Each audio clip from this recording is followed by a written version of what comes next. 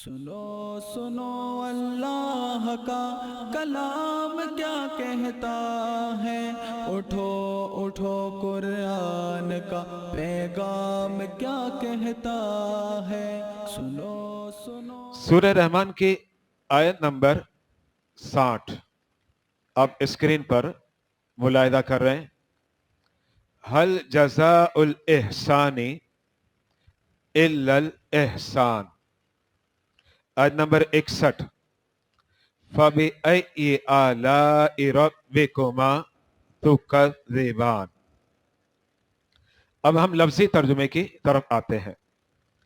آیت کریمہ میں ذرا آپ غور کریں، سب سے پہلا ورڈ حل ہے، اور عام طور پر حل کا معنی ہوتا ہے کیا۔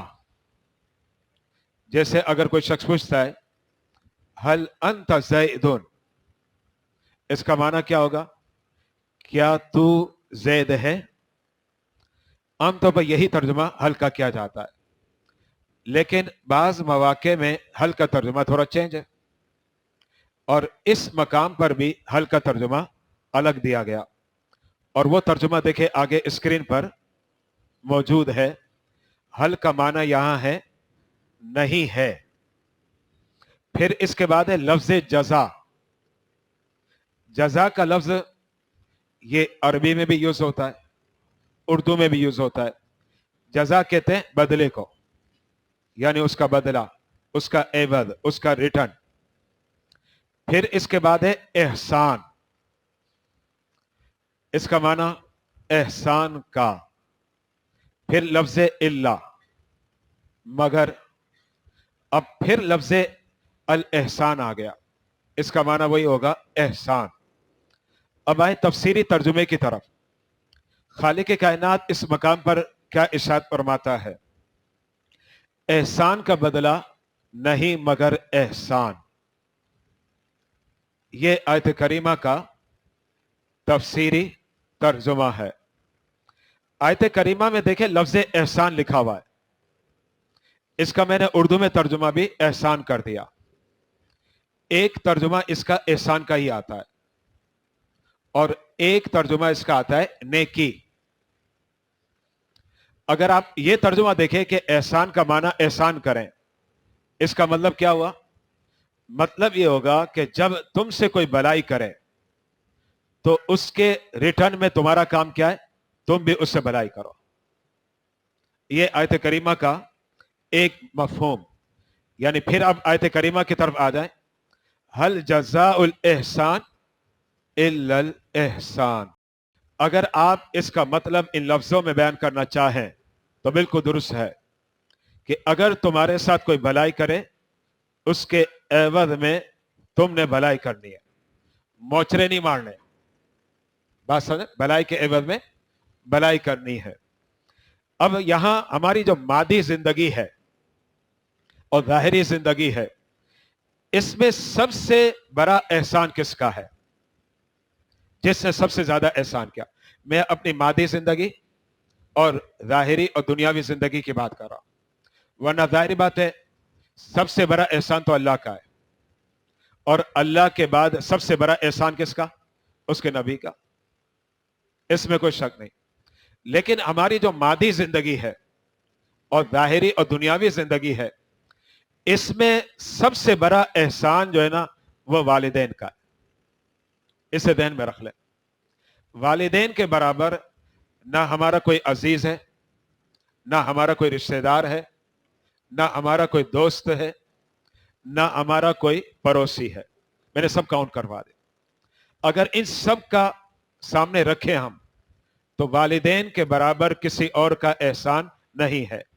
اب قرآن کا مطلب یہ واضح ہو جائے گا، حل جزاء الاحسان الا الاحسان، سب سے زیادہ تم پر احسان تمہارے والدین نے کیا، اب اس کا عوض اور بدلہ کیا ہوگا کہ تم نے اپنے والدین کے ساتھ احسان کرنا ہے۔ جب ہم چھوٹے ہوتے ہیں ہمیں ضرورت ہوتی ہے سہاروں کی، والدین ہمارا سہارا بنتے ہیں۔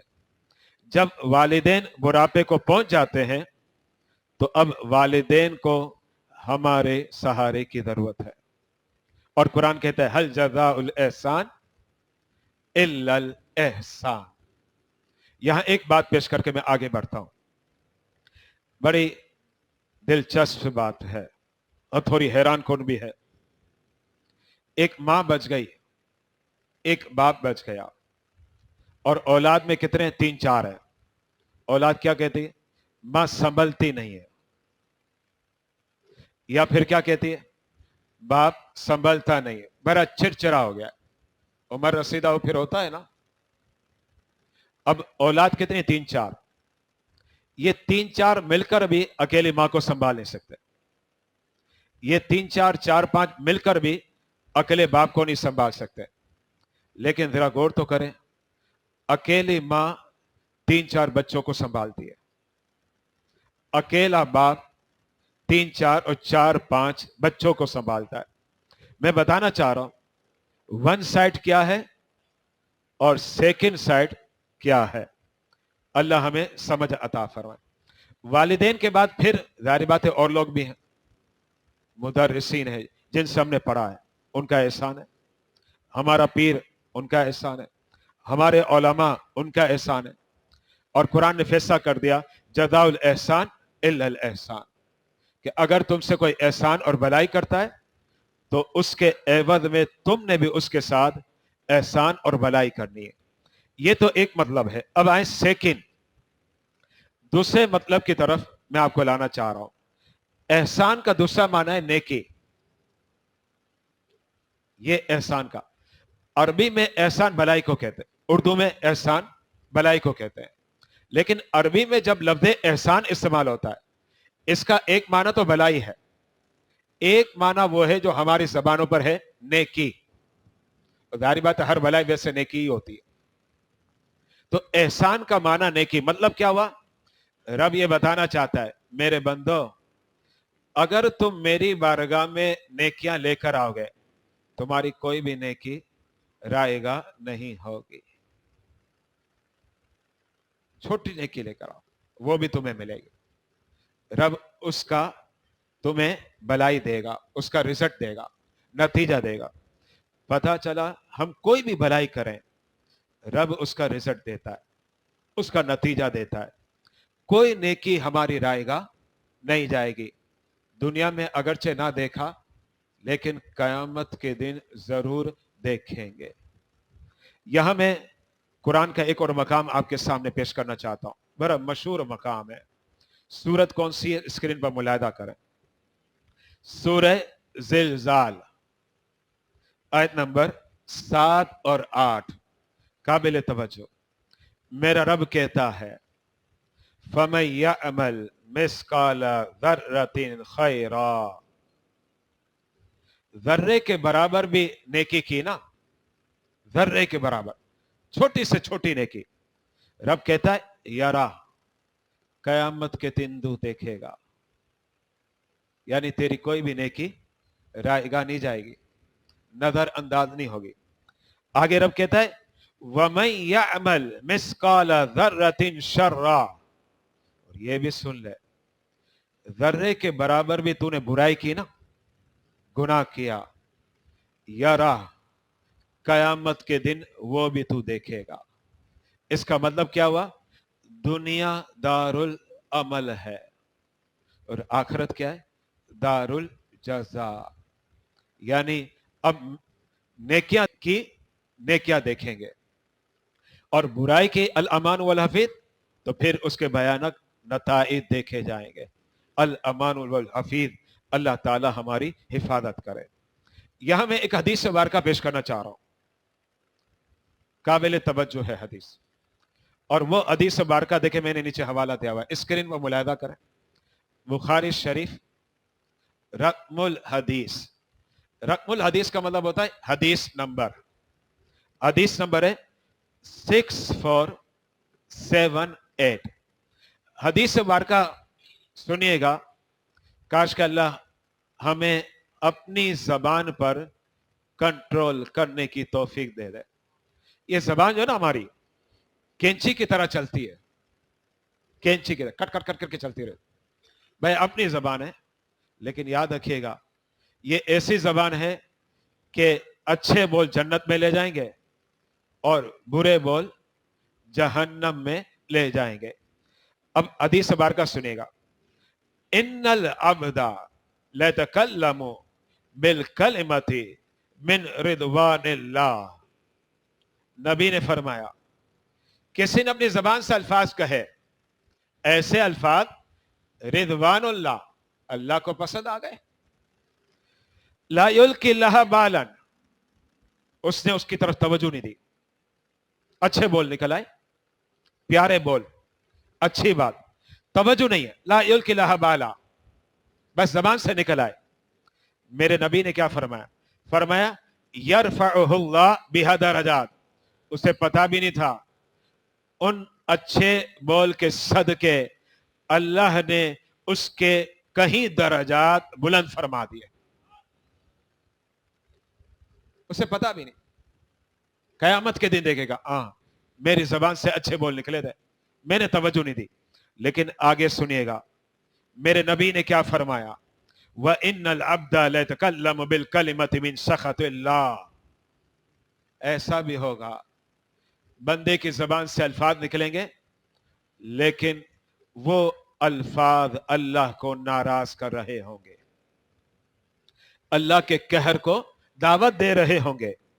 لا یلقی لها بالا، وہ یہ سمجھ رہا ہوگا میں نے تو کچھ بھی نہیں کیا، اس کی طرف اس کی کوئی توجہ نہیں ہے. لیکن نبی نے کیا فرمایا؟ نبی فرماتے ہیں یأوی بہا فی جہنم، ان بول کی وجہ سے، ان کلمات کی وجہ سے وہ جہنم کے اندر گرا دیا جائے گا.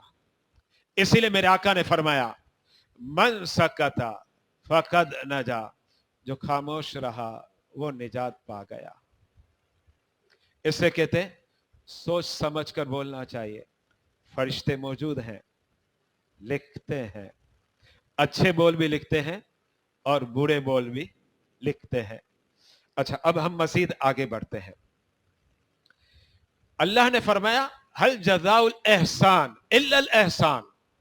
میری بارگاہ میں نیکی لے کر آؤ گے، قیامت کے دن اس کا ریٹرن ملے گا، عوض ملے گا.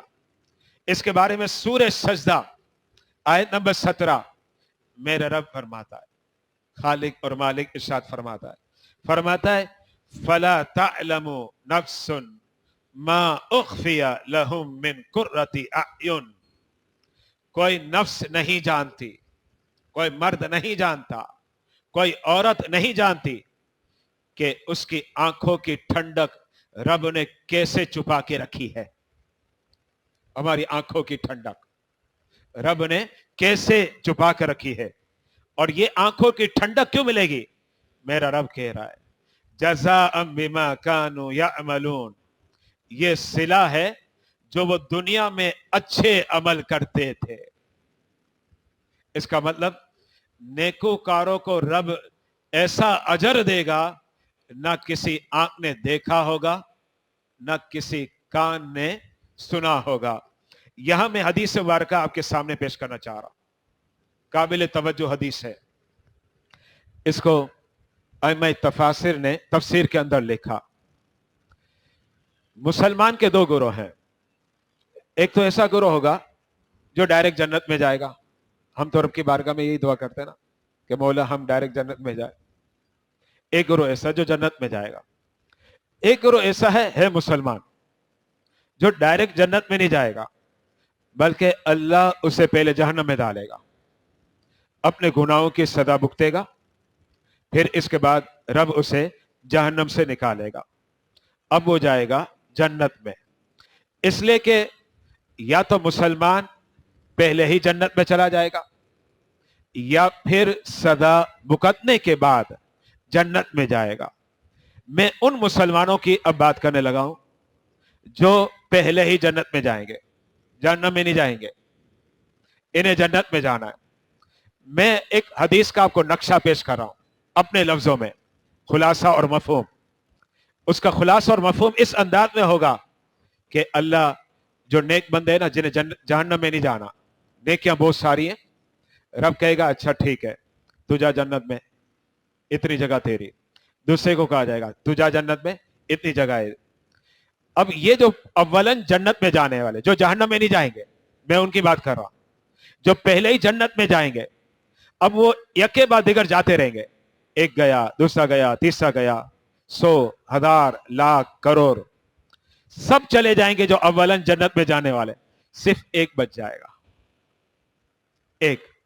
یاد رکھیے گا میں بات اس کی کر رہا ہوں جو پہلے جنت میں جائے گا، میں اس کی بات نہیں کر رہا جو جہنم میں سے سب سے آخر میں نکلے گا، وہ حدیث الگ ہے، دو حدیث ہے اور دونوں الگ الگ ہیں۔ جو پہلے جنت میں جائیں گے ان میں سارے چلے گئے، بچ گیا ایک ہی شخص۔ جو جہنم میں نہیں جائے گا، جانا بالآخر اسے جنت میں ہے، رب اسے کہے گا، سنیے گا، بڑی پیاری حدیث ہے، یہ حدیث سنیں گے تو آیت سمجھ میں آئے گی۔ فَلَا تَعْلَمُ نَفْسٌ مَا أُخْفِيَ لَهُم مِّن قُرَّةِ أَعْيُنٍ جَزَاءً بِمَا كَانُوا يَعْمَلُونَ۔ نبی نے فرمایا رب اس شخص کو کہے گا جو آخری بچ گیا، جانا جنت میں، جہنم میں نہیں جائے گا، پوچھے گا کیا تجھے جنت میں نہیں جانا؟ آخری شخص سے پوچھے گا۔ بندہ کہے گا مولا تو نے اتنی ایکڑ، آج کے زبان میں بول رہا ہوں ورنہ ایکڑ کا کوئی لفظ نہیں ہے، یہ بات ہے میرا، میں آج کے زبان بول رہا ہوں، تو نے جو ہے اتنی ایکڑ فلاں کو دے دی زمین، اتنی ایکڑ فلاں کو دے دی، اتنی ایکڑ فلاں کو دے دی، مولا مجھے ایسا لگتا ہے جنت تو ساری بڑھ گئی، جنت تو ساری بڑھ گئی، مولا میں اکیلا بچ گیا، میرے لیے ایسا لگتا ہے جنت میں جگہ ہی نہیں بچی۔ اپنا خیال پیش کر رہا ہے، جبکہ اس کا یہ خیال کیا تھا؟ درست نہیں تھا، کیونکہ وہ دیکھ رہا تھا بھائی اتنا میل تیرا، اتنا کلومیٹر تیرا جنت میں، اتنے محل تیرے، اتنے باغات تیرے، وہ اپنے گمان کے مطابق سمجھنے لگا جنت تو ساری بڑھ گئی، جبکہ جنت ابھی تک بڑی نہیں ہے، ابھی اس نے بھی جانا ہے، اور جو مسلمان جہنم میں گئے تھے عذاب کی بنا پر وہ بھی تو نکلیں گے۔ تو جنت تو بہت بڑی تھی، لیکن وہ یہ سمجھ بیٹھا کہ جنت بڑھ گئی، تو رب کو کہنے لگا مولا اب کیا جنت میں جگہ بچی ہے؟ ساری جنت تو بڑھ گئی، اتنا کلومیٹر، اتنا میل تو نے سارا بانٹ دیا، تقسیم کر دیا۔ میرا رب کہتا ہے تجھے چاہیے جگہ، تجھے جانا ہے۔ بندہ کہے گا آخری جنتی شخص جو جہنم میں نہیں جائے گا اس کی بات کر رہا ہوں، کہے گا مولا کس کو نہیں چاہیے، کس کو نہیں چاہیے، مولا مل جائے تو تیرا شکر ہے، میں راضی ہو جاؤں گا۔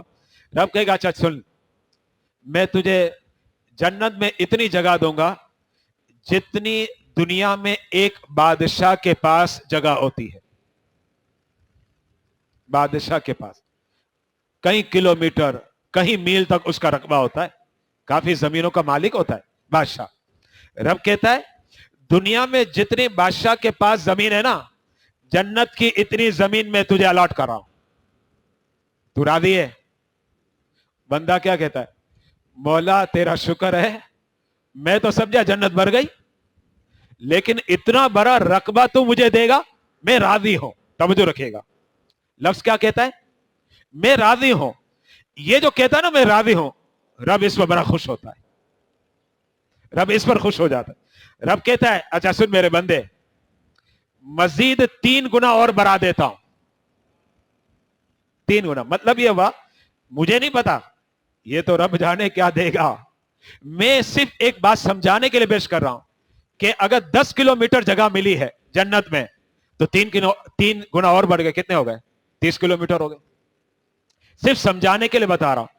لیکن وہ کتنا رقبہ ہوگا مجھے نہیں پتا بھائی، یہ تو اللہ کو پتا، اللہ جانے، میں صرف سمجھانے کے لیے بتا رہا ہوں۔ تو اب جو ہے رب کہتا ہے 3 گنا زیادہ میں نے تجھے دے دیا، فوراً بڑا خوش ہوتا ہے، مولا تیرا شکر ہے، میں تو راضی ہوں۔ اب جب یہ کہتا ہے میں راضی ہوں، رب پھر خوش ہوتا ہے، کہتا میرے بندے تیرے بول بڑے پیارے ہیں،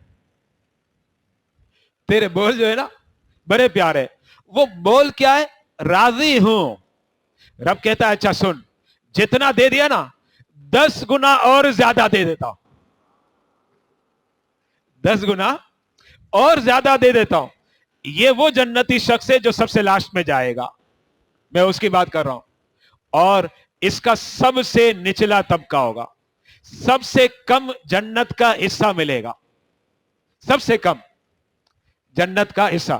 جو پہلے گئے ان کے لیے بڑے بڑے محل تھے, لیکن اس کے لیے اتنی جگہ, اور یہ بھی در حقیقت بہت بڑی جگہ ہے. اچھا, اب وہ کیا کہتا ہے, مولا سبحان اللہ, میں تو بڑا خوش ہو گیا, میں تو راضی ہوں. رب کہتا ہے اچھا راضی ہے نا, سن یہ تو تجھے ملا, اب جنت کے اندر تیرے دل میں جو خواہش پیدا ہو نا, بس تیرے دل میں آئے گا, میں تیرے سامنے پیش کر دوں گا.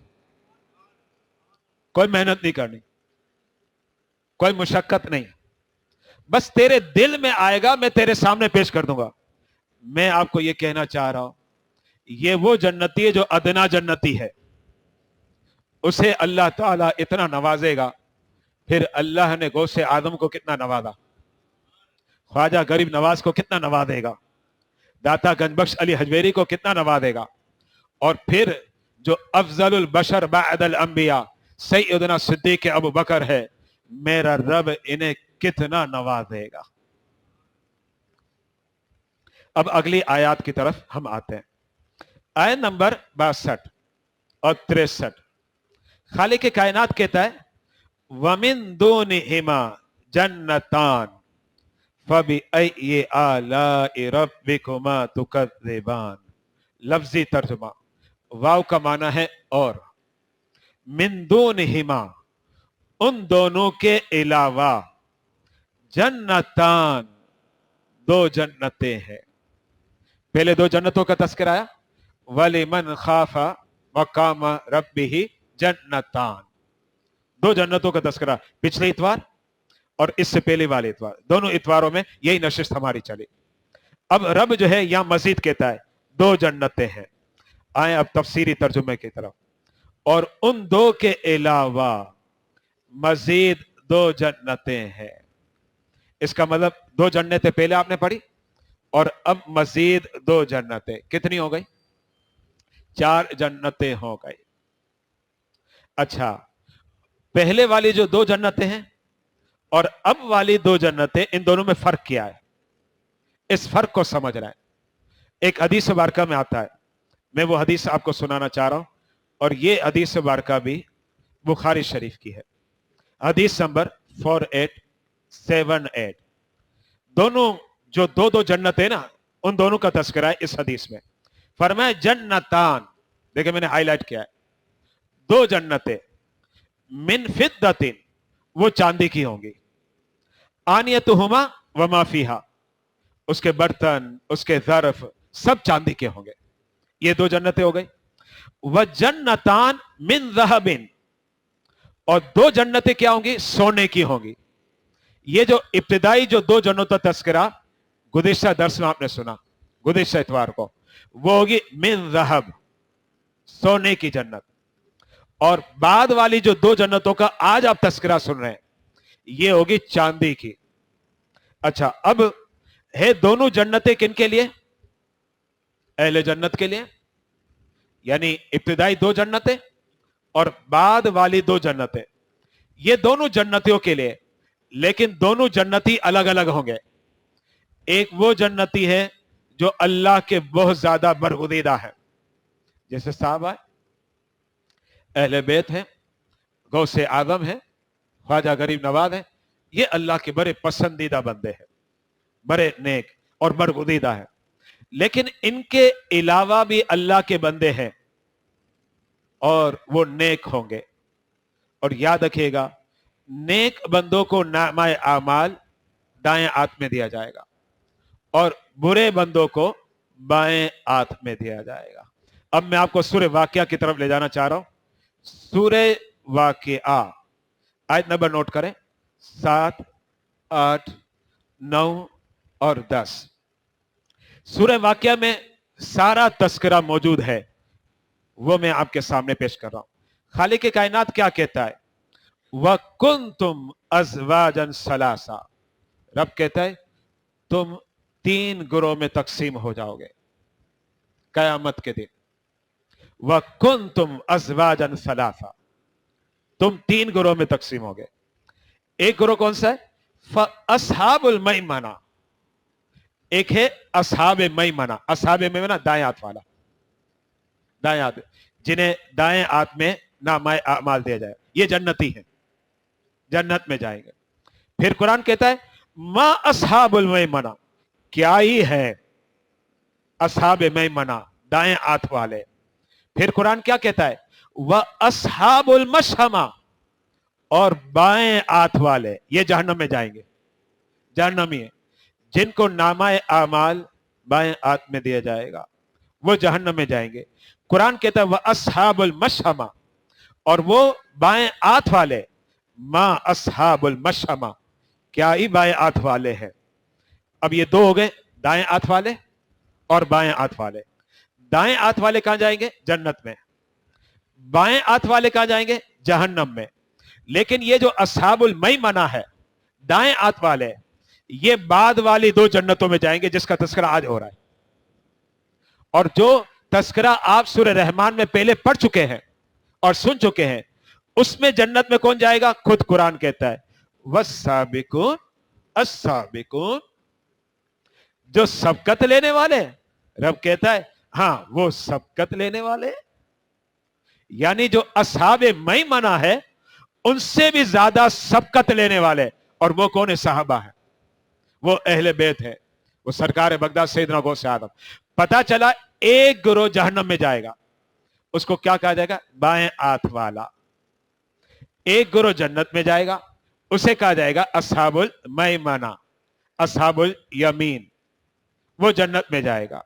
लेकिन एक गिरोह ऐसा है जो बड़ा अजीम गिरोह है, जिसे खालिक कायनात सूरह वाकिया में कहता है अस्साबिकून, अस्साबिकून, जो सबकत करने वाले हैं वो सबकत करने वाले हैं।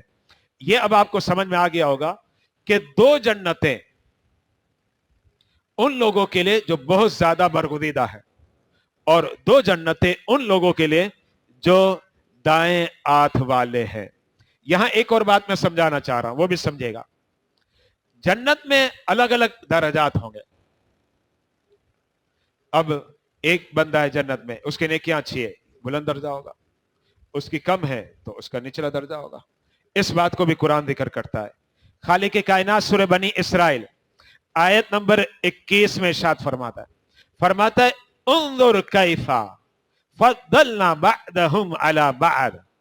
रब कहता है देखो तो सही कैसे हमने दुनिया के अंदर किसी को किसी पर फजीलत दे दी है। ना दुनिया में भी अलग अलग दर्जा, कोई काला है, कोई सफेद है, किसी के पास माल कम है, किसी के पास माल ज्यादा, का देखो फर्क है। ये रब कहता है उन्जुर, देखो तो सही, कैफा, कैसे, फद्दलना बअदहुम अला बअद, हमने बास को बास पर दुनिया में फजीलत दे दी। लेकिन अब रब क्या कहता है सुनिएगा, वलल आखिरतु अकबर दरजात व अकबर तफदीला। जब आखिरत की बात आएगी तो उसमें दर्जों के एतबार से, फजीलत के एतबार से सब अलहदा अलहदा होंगे। बड़ा दर्जा इसका इससे बड़ा होगा, इसका इससे बड़ा। पता चला जन्नत के अंदर हम जो ये दुआ करते हैं कि मौला तेरे महबूब का पड़ोस बनना मुकद्दर फरमा, लेकिन पड़ोस इस एतबार से होगा हमारा दर्जा अलग है, नबी का दर्जा अलग है। ये बात ध्यान में रखिएगा, ये फर्क होगा, इसको कुरान ने बयान किया। अच्छा, अब सवाल ये पैदा होता है, बस मैं अब आखिरी हदीस की तरफ आ रहा हूं, बुखारी शरीफ की। आपके जहनों में सवाल आएगा, हम रब से कौन सी जन्नत मांगे? रब से कौन सी जन्नत मांगे? बुखारी शरीफ की हदीस है 2790। अल्लाह के हबीब ने इस बात को वादे कर दिया। क्या कहते हैं अल्लाह के हबीब अलैहिस्सलातु वस्सलाम? फरमाया फइज़ा सअलतुमुल्लाह, जब अल्लाह की बारगाह में जन्नत मांगो ना, फस्अलुहुल फिरदौस, जन्नतुल फिरदौस मांगो। इसका मतलब क्या हुआ? हमें तलकीन की जा रही है तुम रब की बारगाह में जन्नतुल फिरदौस का सवाल करो। यह सबसे आला जन्नत है, सबसे बुलंद। आगे खुद अल्लाह के हबीब ने फरमाया फ़इन्नहु औसतुल जन्ना व अअलल जन्ना। याद रखना, जन्नतुल फिरदौस जन्नतों में बुलंद भी है और अफजल भी है। इससे अल्लाह के हबीब ने फरमाया फसअलुल फिरदौस, कि जब रब से जन्नत मांगो तो जन्नतुल फिरदौस मांगो। अल्हम्दुलिल्लाह 4 आयतें हमारी आज कंप्लीट हो गई, लेकिन मजीद जो 2 जन्नतें हैं जिसका तस्करा शुरू हुआ है, अब उसके अंदर क्या क्या नेमतें हैं ये अगले इतवार को बयान होगा, क्योंकि वो सब का सब सूरे रहमान के अंदर मौजूद है। यानी 2 जन्नतों के औसाफ आपने सुन लिए गुज़िश्ता इतवार को, मजीद 2 जन्नतों के औसाफ अगले इतवार को मैं आपके सामने पेश करूंगा। सुनो सुनो अल्लाह का कलाम क्या कहता है, उठो उठो कुरान का पैगाम क्या कहता है। सुनो सुनो